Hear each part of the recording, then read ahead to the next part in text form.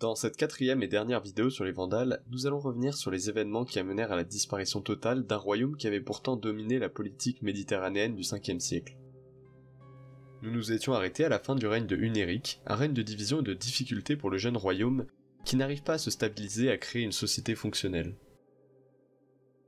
Les Romains au sein du royaume vandale continuent à vivre comme auparavant sur beaucoup d'aspects. Pour la plupart de la population, la domination étrangère n'a pas dû changer grand-chose.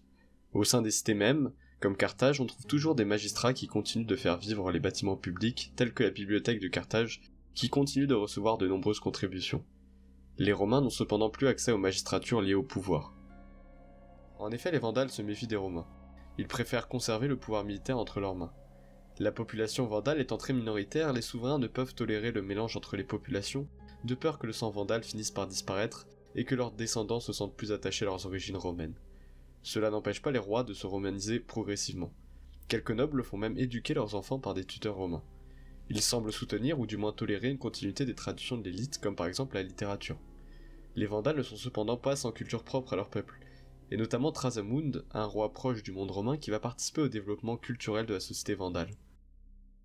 Ce qui différencie le plus ces populations, c'est leur rapport religieux. Les Vandales ariens et les Romains catholiques s'opposent farouchement et chacun refuse de faire des concessions, comme c'est généralement le cas chez les autres États germaniques. Comme s'il n'y avait pas assez de raisons de s'affronter dans le royaume, l'élite se divise sur la question du rapport entre les populations. Une partie soutient l'idée d'un rapprochement entre les peuples et le reste s'oppose totalement aux Romains. Cette seconde partie de l'élite se disait même fière d'être associée aux barbares qui terrifiaient tant les Romains. Sous le règne de Gunthamund qui succède à Hunéric, le territoire est désormais menacé par un troisième peuple, les Maures, qui s'émancipent de plus en plus maintenant que l'Empire romain n'est plus qu'un mirage lointain. Les Vandales sont obligés de se retirer progressivement de l'intérieur des terres. La Byzacène est quasiment entièrement occupée par les Maures et la frontière entre les peuples devient une zone de conflit perpétuel. Les Maures enchaînent les raids sur les cités dépourvues de protection efficace. Après Gunthamund vient au pouvoir Thrasamund, qui est un des premiers rois vandales à avoir laissé une tradition positive chez les Romains, puisqu'il met fin aux persécutions qui s'étaient amplifiées sous son prédécesseur, et Thrasamund montre même un fort intérêt pour la culture latine. Son règne est marqué par une renaissance des alliances internationales. Il se rapproche donc de l'Empire romain, avec la fin des persécutions, mais il noue aussi des liens avec les Ostrogoths d'Italie, qui lui fournissent de nombreux soldats. Il faut se dire que l'armée vandale est alors en très mauvais état. La lutte perpétuelle entre les communautés fait que le pays ne fonctionne uniquement sur le peu d'hommes vandales disponibles, et chaque défaite est une énorme perte pour le royaume. Et malheureusement pour eux, les défaites s'accumulent face aux morts dont la maîtrise de la cavalerie en fait un ennemi redoutable. Ces bonnes relations au travers de la Méditerranée sont amplifiées sous le règne de Hildéric, fils de Hunéric, mais surtout petit-fils de l'empereur Valentinien III par sa mère. Il est donc à moitié romain, et va tout faire pour amener la paix entre les peuples et obtenir les faveurs de l'empereur Justin. Il fait revenir les évêques catholiques dans les grandes cités, et participe activement à la vie intellectuelle romaine. Mais aux yeux des autres Vandales, c'est un dirigeant faible qui est soumis à l'empereur, et représente une menace pour la pérennité de leur peuple qui risque désormais l'annexion. C'est pourquoi un complot se forme qui aboutit au renversement d'Hildéric en 530. Le coup d'état s'inscrit dans un contexte de campagne contre les morts qui tourne encore une fois à l'échec, et personne n'est en mesure ou n'a la volonté de protéger le souverain. C'est donc Gélimer, un cousin de Hildéric, qui devient roi et met fin immédiatement aux relations avec l'empereur Justinien qui arrive au pouvoir en 527. L'empereur romain demande à Gélimer de respecter la tradition et de remettre Hildéric au pouvoir, ou du moins de partager le pouvoir entre deux. Cette idée est inacceptable pour Gélimer qui considère qu'il n'a pas à obéir à un souverain étranger. Le roi des Vandales a conscience que ce refus correspond à une déclaration de guerre. Justinien s'était montré très clair au sujet des répercussions. Mais les Romains étaient encore enlisés dans une guerre contre les Sassanides, et Justinien proposa alors à Gélimer de simplement libérer Hildéric, pour qu'il puisse partir pour Constantinople afin d'apaiser les tensions. Encore une fois, Gélimer refuse, se doutant bien que lorsque les Perses auront fait la paix, Justinien pourra utiliser Hildéric pour intervenir en Afrique. Fortement agacé, l'empereur fait appel à Bélisaire, un général très célèbre qui a prouvé sa valeur à de nombreuses reprises, notamment en Orient. Il lui met entre les mains ce qu'il estime nécessaire pour mener à bien une campagne en Afrique. De plus, Justinien s'arrange pour faire signer la paix éternelle avec les Perses. Une paix éternelle qui, soit dit en passant, ne durera pas plus de 10 ans. L'armée de Bélisaire compte plus de 10 000 fantassins et 5 000 cavaliers. Les troupes de Bélisaire n'ont plus rien à voir avec celles de l'Empire romain classique. Elles en sont même l'opposé. Désormais, l'arc est l'arme qui fait la force de l'infanterie, et la cavalerie représente le cœur de l'armée. Les rapports avec les Perses et les Huns ont profondément changé la vision de la tactique militaire, ce qui donne un véritable avantage face aux Germains occidentaux, pas du tout habitués à ce genre d'affrontement. Justinien n'avait probablement pas envisagé un projet de conquête de l'Occident à ce moment-là, mais la situation était trop belle. De plus, après le coup d'État de 530, de nombreux dignitaires romains préférèrent quitter l'Afrique pour Constantinople et permirent à l'empereur de tout savoir sur la situation du royaume. Les Vandales sont totalement divisés. En Sicile, leurs dernières possessions sont menacées par les Ostrogoths qui s'opposent à eux. En Sardaigne, Gélimer est forcé d'envoyer une importante armée pour mater une révolte d'un gouverneur. Il faut encore lutter contre les morts qui viennent d'emporter une grande victoire sur les Vandales. Bélisaire décide de débarquer loin de Carthage pour éviter de revivre les désastres de ses prédécesseurs. Les Romains s'avancent dans les terres de cité en cité qui ont été totalement dépourvues de fortifications depuis Genséric, pendant que la flotte longe la côte en avant. Les Romains locaux, appelés Libyens par les sources, ne sont pas forcément rassurés de voir une armée d'invasion marcher sur leurs terres. Et c'est à raison puisque les troupes de Bélisaire, elles sont bien contentes de trouver des villes sans défense. Le général est donc obligé de rappeler qu'ils sont ici pour libérer les Romains et non les asservir. Cela a permis de gagner le soutien des populations locales qui étaient de toute manière déjà menacées par les morts, mais cela provoqua de forts mécontentements dans l'armée. Gélimer lui refuse d'être inactif face à l'avancée de ses ennemis.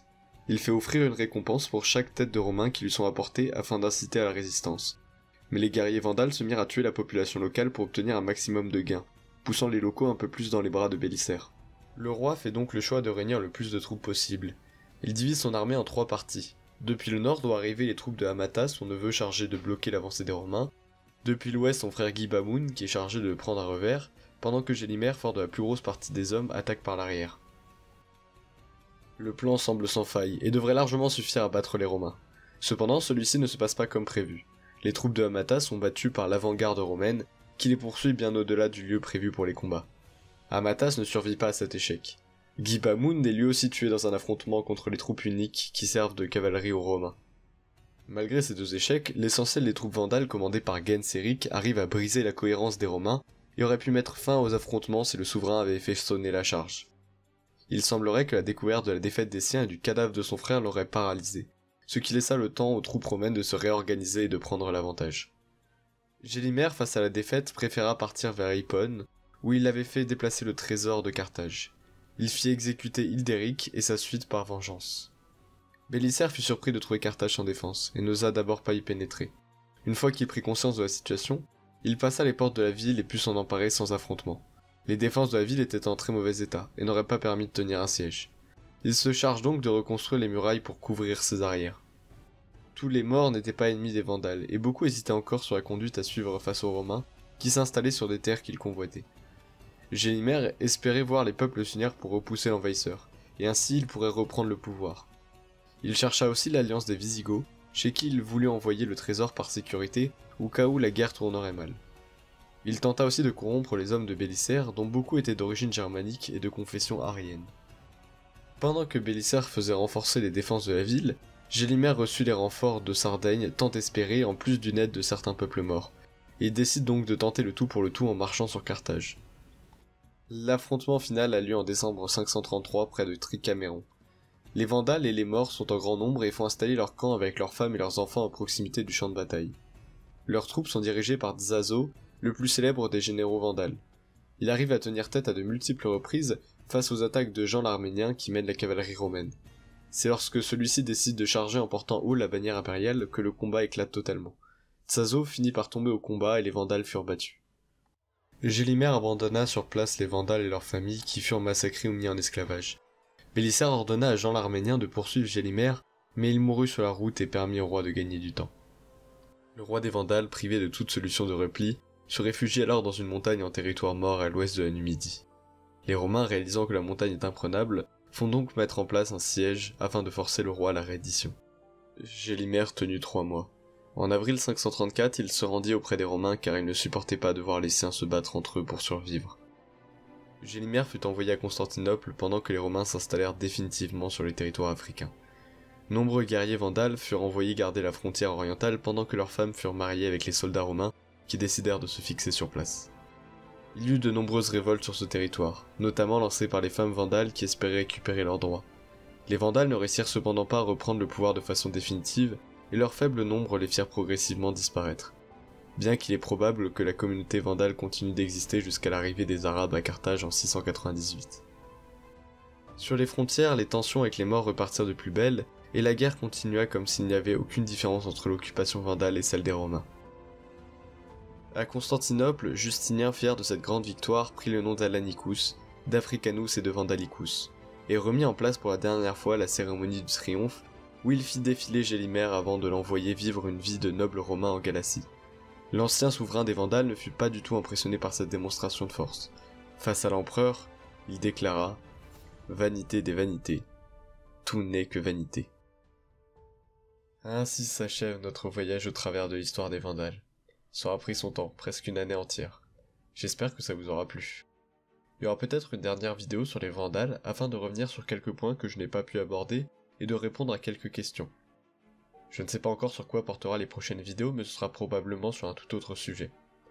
En attendant, si cette série vous a plu, n'hésitez pas à le signaler dans les commentaires, à mettre un pouce en l'air et à vous abonner. On se dit à la prochaine et faites attention à vous.